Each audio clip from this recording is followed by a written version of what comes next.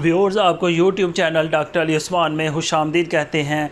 आज हम जिस मेडिसिन के बारे में डिस्कस करेंगे आप स्क्रीन पे देख सकते हैं।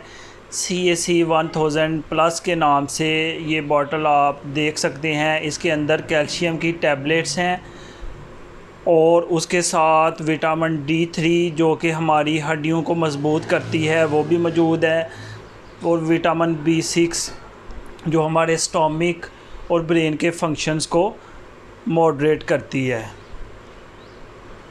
10 टैबलेट्स की पैकिंग में ये आती है और GSK कंपनी है जो इसको बना रही है।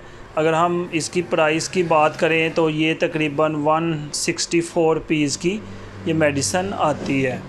आप इसको एक गोली को रोज़ाना पानी के अंदर डाल के अच्छी तरह मिक्स होने के बाद आप इसको पी सकते हैं। इसका फ़ायदा ये होगा कि आपकी क़ुव्वत मदाफ़त बढ़ेगी, आपकी हड्डियां मज़बूत होंगी, जिसकी वजह से बॉडी का सिस्टम जो है वो ठीक तरह से फंक्शन परफॉर्म करेगा।